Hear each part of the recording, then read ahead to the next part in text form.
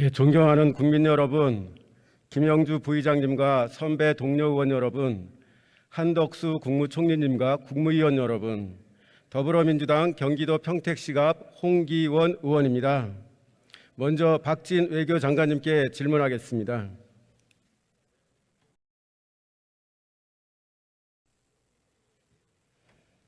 예, 장관님, 작년 12월 19일 날 장관님 명의로 MBC에 정정보도 청구 소송 내셨죠? 네, 청구 요지가 무엇입니까? 네. 지난번에 그 대통령 그 방미 행사 중에 글로벌 펀즈 행사가 있었습니다. 근데 거기에서 이제 내려오시면서 대통령이 그 혼자 하신 말씀에 대해서 MBC가 이제 보도를 했는데 저희가 보기에는 사실과 다른 보도 내용이 나왔습니다. 그래서 이것이 그 왜곡될 가능성이 있고 또 아시다시피 한미 관계는 저희 외교 관계의 그 근간이 되는 관계입니다. 그래서 한미 관계가 손상이 되고 국익이 저해될 그러한 그 우려가 있는 이 보도에 대해서 외교부가 피해를 입었다고 생각을 합니다. 그래서 저희가 그 중재를 언론 중재를 요청을 했는데 중재가 되지 않았습니다. 자동적으로 소송으로 가게 된 것입니다. 그 MBC가 사실이 어떤데 그걸 어떤 내용으로 왜곡했다는 뜻입니까? 저희들이 보기에는 대통령께서 그 하신 말씀이 아닌 내용이 그 보도에 들어가 있기 때문에 국민들이나 또 외국에서 보실 때 오해할 수 있는 소지가 다분히 있다 이렇게 판단됩니다. 대통령이 무슨 말씀을 하셨는지는 지금 아무도 모른다는 거 아니에요? 정부 여당 입장이? 취지는 이제 저희가 그 당시에 이제 1억 불을 공유하게 돼 있었는데 그것이 우리 국회에서 통과가 안 되면 어떡하나 하는 그런 그 염려의 말씀이었습니다. 그걸 해독할 수 없다는 게 공식 입장 아닙니까? 네, 그것은 당시 전문적으로 수행기자단과 동영상을 함께 본 대통령실 공보 관계자는 대통령 발언의 맥락과 경위에 대한 설명 요청에 대해 공식석상이 아니었고 오해의 소지가 있는 데다 외교상 부담이 될 수 있다며 비보도 요청을 했습니다. 기자단은 국민의 알 권리를 위해 이를 거부하고 영상을 온전하게 보도한 것입니다. MBC가 무엇을 왜곡해서 보도했다는지 지금 장관님도 모르시잖아요. 장관님, 제가 지금 다른 드린 말씀이 바로 방송사도 그 자체 치대 보도 동일하게 했는데 왜 MBC만 소송을 제기했습니까? 그 MBC 보도 내용이 문제가 있다고 판단이 됐기 때문입니다. 동일한 내용을 보도한 다른 방송사는 문제 없습니까? 우선 MBC가 먼저 보도를 했고 또 거기에 대해서 저희가 이것은 사실과 다르다 이렇게 해명을 했습니다마는 그걸 받아들이지 않았습니다. 작년 12월 5일 한국영상기자협회는 해당 영상의 온전한 보도와 정치적 왜곡을 막기 위해 기자단이 보여준 행동은 저널리즘 윤리와 언론 자유를 지키기 위한 노력으로 높이 평가하면서 뉴스 특종 단독 보도 부문상을 수여했습니다. MBC 기자의 대통령 전용기 탑승을 불허하고 외교부에서 소송을 제기하여 겁박하여도 저를 포함해서 대다수 국민이 동영상에서 직접 확인한 바이든이 날리면으로 바뀔 수는 없습니다. 제가 오랫동안 몸담았던 외교부가 언론 자유를 침해하는 일에 앞장서는 모습에 몹시 안타깝다는 말씀을 드립니다. 외교부가 침해하는 것이 아니라 국익을 손상한 것이 피해를 받은 것입니다. 특종 취재한 영상을 온전하게 보도한 언론인지 아니면 보도한 언론을 핍박하고 온 국민을 바보 취급하는 정부인지 잘 생각해 보시기 바랍니다. 네, 예, 국익 들어가셔도 차원의 좋습니다. 외교 행사는 언론에서도 객관적으로 정직하게 보도할 필요가 있다고 생각합니다. 예, 수고하셨습니다. 예, 지난 1월 11일 국방부 업무 보고시에 대통령께서 자체 핵 보유 가능성을 말씀하셨습니다. 대통령의 발언 의도가 무엇이라고 생각하십니까? 그 문제는 그 대통령께서 그 핵에 대해서 좀 크게 답변해 주시겠어요? 네, 그 핵에 대해서 대통령께서 말씀하신 거는 그러한 아주 최후의 그러한 그 상황이 전개가 됐을 때는 그런 것도 검토는 할 수 있지만 그러나 우리는 한미 간에 합의하고 있는 그 억지력, 강화 이런 쪽에 더 역점을 두어야 된다. 그런 차원으로 저는 말씀하신 것으로 그렇게 들었습니다. 그 적절한 발언이라고 생각하세요? 저는 뭐 국가 원수로서 국가를 보호해야 하는 대통령의 입장에서는 그러한 그 하나의 가장 우리의 그 안보 상황이 나빠지는 상황으로 갔을 때에는 뭐 그런 것도 검토할 수 있지만, 그러나 현재의 상황으로 봤을 때에는 딴 말하자면 억지력, 한미 간의 그 핵을 포함한 그러한 수단을 통한 억지력 강화로 가야 된다 하는 차원에서는 저는 말씀하실 수 있다고 생각합니다. 그 총리님은 우리나라 자체 핵무장이 선택 가능한 옵션이라고 생각하십니까? 물론 대통령께서 말씀도 그것이 뭐 쉽거나 당장 해야 할 그러한 일로 말씀하신 것은 아니라고 생각합니다. 선택 가능한 옵션이라고 생각은 하십니까? 현재로서는 저는 아니라고 생각합니다. 그 대통령이 그런 말씀 안 했으면 좋았겠죠. 그러나 뭐 대통령께서 현재를 상황을 놓고 말씀하신 것은 아니기 때문에 그거는 뭐 가정적 상황에서 우리가 가장 그런 안보 문제가 나빠졌을 상황에 대비해서 할 수 있는 일이라고 말씀하신 거라고 생각합니다. 그 북한이 핵무장 추진으로 엄중한 유엔 제재 받고 있지 않습니까? 네, 그렇기 때문에 왜 북한이 유엔 제재 받습니까? 그러니까 지금 의원님께서 말씀하신 것이 그러한 그 북한에 대해서 우리가 비핵화를 요구를 하려면 우리 자체가 비핵화 상태에 있어야 된다 하는 많은 전문가들이 또 그런 말씀을 하시죠. 제 질문의 뜻을 잘 못 이해하신 것 같은데요. 왜 북한은 유엔의 제재를 받고 있습니까? 그건 당연히 북한이 그러한 비핵화 그 핵을 가질 수 있는 갖지 않기로 한 그런 협약의 위반이기 때문에 그렇죠. 그렇죠. NPT 가입했었기 때문이죠. 네. 인도와 파키스탄은 NPT 회원국이 아니기 때문에 핵무장을 하였음에도 유엔 제재 안 받는 거죠. 그러나 처음에는 일종의 제재가 있었죠. 그러나 전체적인 유엔 제재는 없었습니다. 유엔 제재는 없었지만 국제적인 사회에서의 제재는 있었던 것이죠. 그 미국의 핵무기 전문가인 해커 제임스 마틴 비확산센터 교수는 한국의 자체 핵무장은 한국의 안보를 더욱 위태롭게 할 것이라고 평가했습니다. 화면 봐주세요. 핵무장을 위해서는 NPT를 탈퇴해야 합니다. 핵무장을 추진하면 북한처럼 우리나라도 엄중한 유엔 제재를 피할 수 없을 것입니다. 무역으로 먹고 사는 우리 경제는 파탄 날 것입니다.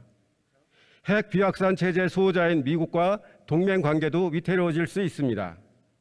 또한 우라늄 수입 통제로 원전 가동이 어려워질 수도 있습니다. 또한 핵무장을 위해서는 여러 차례 핵실험을 해야 합니다. 도대체 대한민국 땅 어디에서 우리가 핵실험을 할 수 있겠습니까? 자체 핵무장은 가능하지도 않고 해서도 안 됩니다. 대통령께서는 절대 해서는 안 될 발언을 하신 것입니다. 실현 가능하지도 않고 대한민국의 안보를 더욱 위태롭게 할 핵무장론을 거침없이 내놓는 대통령은 대한민국의 가장 큰 안보 리스크가 아닐 수 없습니다. 이란 문제에 대해서 묻겠습니다. 대통령 외교 행사 시에는 사전에 말씀 자료 드리지 않습니까? 그죠? 네, 그렇습니다. 대통령께서 아크 부대를 방문해서 UAE 적은 이란이라고 말씀하셨는데 말씀 자료에 있던 내용입니까? 뭐 그거는 여러 번 아마 그 말씀을 하신 다음에 설명을 드린 것으로 알고 있고 또 그 진위를 이란에게도 설명을 한 것으로 알고 있습니다. 그러니까 대통령께서 그러니까 임의로 말씀하신 거죠? 대로, 임의로. 의원님께서 말씀하신 대로 모든 대통령의 말씀은 다 미리 스크립트가 있는 것만 말씀하셔야 된다라고 하는 것은 저는 그거는 좀 동의하기 어렵습니다. 예, 대통령 발언이 그러니까 UAE 적은 이란 이 발언이 사실에 부합합니까? 지금 UAE와 이란 관계는 어떻습니까? 글쎄요. 총리가 또 그러한 양국 간의 관계를 하나의 특징 짓는 것은 저는 뭐 적절하지 않다고 생각합니다. 그러나 국제사회가 모두 알듯이 뭐 이란과의 관계, 이란의 뭐 핵을 보유하고자 하는 그런 노력, 또 중동에 있어서의 맹주가 되고자 하는 그러한 하여튼 의지, 뭐 또 북한과의 협력의 가능성, 뭐 이런 것들로 봐서 이란이 분명히 중동에 있어서의 하나의 그 걱정거리로서 인식되는 것은 또 상당한 전문가들이 그렇게 얘기하고 있다. 저는 그렇게 생각합니다. UAE는 이란의 수입 1위국, 수출 3위국으로 최대 교역국입니다. 작년 이란의 통상부 장관이 UAE를 방문해서 무역협정을 맺기도 했습니다. 관계 개선 상황에 있고요. 자, 지금 한이란 관계는 어떻습니까? 이란은 한국의 우호 협력국 맞죠? 무역을 하고 있지만 그동안에 이란에 대한 그런 그 핵 문제와 연관된 여러 가지 상황 때문에 우리가 그 교역을 하는 데 있어서 여러 가지 또 제한도 좀 받고 있는 것도 사실이죠. 그 이란 측에서 대통령의 발언에 강하게 항의하고 양국 관계 재검토 발언까지 했는데 지금 협의가 어떻게 진행되고 있습니까? 저는 뭐 자세한 거는 우리 외교부 장관으로 하여금 답변을 하도록 하는 것이 적절할 것 같습니다만 한국과 이란 간의 관계는 그동안에 서로 간의 설명과 이런 소통을 통해서 어느 정도 서로 이해하는 단계로 들어갔다. 저는 그렇게 생각합니다. 저 화면을 봐주시죠. 이란 외교부 대변인이 대통령 발언에 대해 페르시아만 국가들 간의 역사적이고 우호적인 관계와 긍정적인 발전에 대해 완전히 무지하다. 또한 외교적으로 부적절하다고 직격했습니다.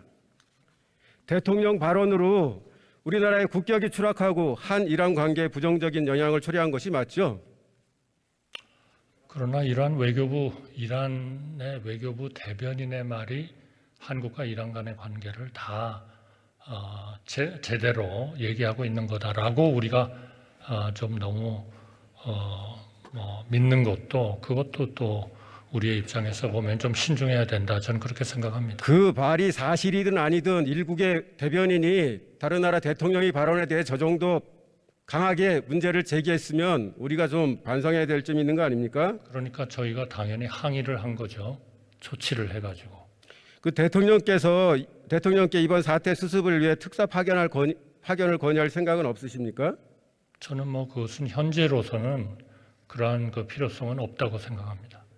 우리가 이란에게 원유 수입 대금 70억 불을 주지 못하고 있어서 소위 빚지고 있는 나라에게 외교 관계를 더욱 어렵게 하는 유해적인 이란 발언, 이런 발언은 삼척 동자가 들어도 해서는 안 될 중대한 실언입니다.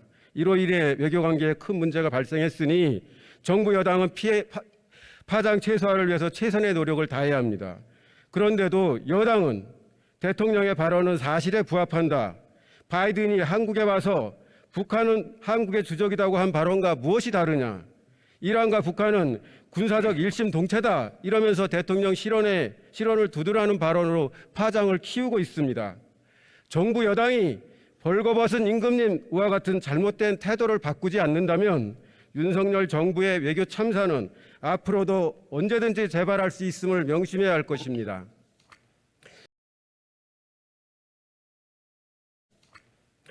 강제동원 배상 문제에 대해서 묻겠습니다. 정부는 이 문제를 어떤 방향으로 풀어나갈 생각입니까? 한일 간의 관계는 현재의 우리가 처한 외교 안보상의 상황이나 또 경제적인 상황으로 봤을 때 과거에 너무 집착하는 것보다는 미래를 향해서 가야 된다. 저는 그렇게 믿고 있습니다. 또 한일 간의 젊은이들 간의 서로의 문화에 대한 이해 또는 그 좋아하는 거 이런 것들을 우리의 가장 가까운 나라이고 또 국제적인 또 세계적인 하나의 가치를 공유하는 국가로서 저는 한일 간의 관계는 미래의 문제에 의해서 발목만 잡혀 있을 일은 아니다.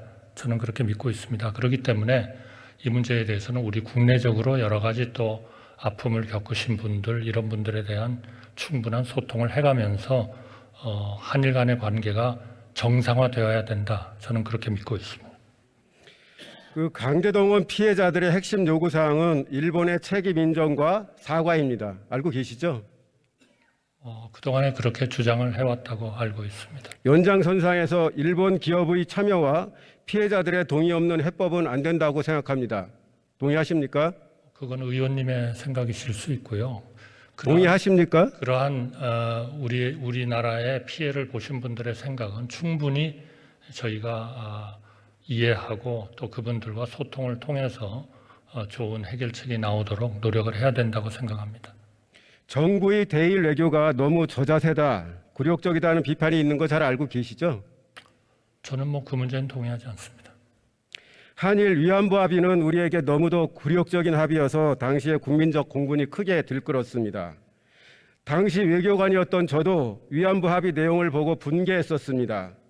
위안부 합의 이후 역사 문제의 가해자인 일본은 피해자인 양 한국에 큰 소리치고 피해자인 한국은 마치 가해자인 것처럼 수세적인 입장이 되어 왔습니다. 2019년 일본 정부가 역사 문제를 이유로 반도체 핵심 소재에 대한 수출 규제를 한 것이 대표적인 사례입니다. 윤석열 정부는 강제동원 문제 해결에는 적극적이면서 왜 일본의 수출 규제에 대해서는 한 번도 문제 제기를 제대로 하지 않는 것입니까? 수출 규제 문제에 대해서는 저희가 WTO에 제소까지 했지 않습니까? 그러니까 아무 말도 안 했다 하는 것은 전혀 사실이 아니고요. 현재 WTO에 하나의 그 무역에 대한 쟁송 사안으로 계류 중에 있습니다. 그러나 이 문제가 한일 간의 관계가 포괄적으로 잘 해결이 된다면 그런 문제도 같이 포함되어서 잘 해결될 수 있기를 기대합니다. 뉴욕에서 저자세 한일 정상회담이 있었고 강제동원 문제 해법에서도 일본 측 우려는 너무도 정성스럽게 잘 배려하면서 우리 국민과 강제동원 피해자들의 뜻은 정말로 새털처럼 가볍게 취급하고 있습니다. 국가인권위원회가 대한민국 인권상 수상자로 선정한 강제동원 피해자 양금덕 할머니에 대한 서운이 외교부에서 절차상 문제를 제기하는 바람에 취소되었습니다. 이게 바로 저자세 외교, 굴욕 외교가 아니고 무엇입니까? 일본에 다키스키 외교라는 용어가 있습니다. 매달리는 외교라는 뜻인데 보통은 일본에서 자국 외교, 특히 대미 외교를 비판할 때 쓰는 용어입니다. 그런데 지금 그 용어가 한국을 얘기할 때 나오기도 한다고 합니다.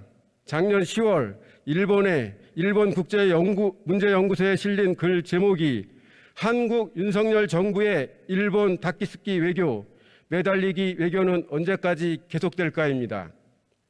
한일 관계에서 저자세 외교, 매달리기 외교로 일관한다면 국민이 결코 용납하지 않을 것입니다.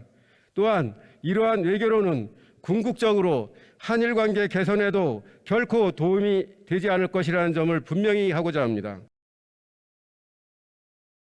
존경하는 국민 여러분, 윤석열 정부가 출범한 지 이제 9개월째로 접어들었습니다. 1년도 채 안 되는 기간에 대한민국의 외교 안보는 무너져 내렸습니다. 대통령 전용기 민간인 탑승부터 시작하여 경제수석의 중국 수출 호황 시대 끝 발언, 대통령의 비속어와 바이든 날리면 발언, 이라는 UAE 적 자체 핵무장 발언에 또 정전협정 위반 사항인 무인기 북한 침투 지시 등 국격을 추락시키고 안보 불안을 심화시키는 발언과 행태가 끊임없이 지속되고 있습니다. 세계 경제 침체 상황에서 한반도에 안보 위기까지 겹치면 민생 경제는 어떻게 감당할 생각인지 저는 두렵기까지 합니다. 반면에 일본에 대해서는 우리가 역사 문제의 가해자인 양, 또 일본은 우리에게 피해자인 양 한없이 저자세로 일관하고 있습니다. 외교안보의 상대방은 검사가 신문하는 피의자가 아닙니다. 큰 소리 친다고 말을 세게 한다고 상대방이 겁먹지 않습니다. 외교안보에 착한 나라, 나쁜 나라가 정해져 있는 것도 아닙니다. 우리 편, 내 편도 언제든지 변할 수 있는 것이 냉엄한 국제 질서입니다. 윤석열 정부가 신주단지처럼 모시는 가치 외교 중요합니다. 그렇지만 국익에 우선할 수는 없습니다. 외교 안보를 자신감만으로 큰 소리만으로 헤쳐나갈 수도 없습니다. 신냉전 조성에 앞장서는 윤석열 정부의 진영 외교적인 태도는 우리 안보와 국익에 위협이 될 수 있다는 한반도의 냉혹한 현실을 깨닫기 바랍니다.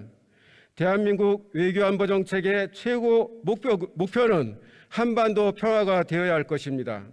경청해 주셔서 감사합니다.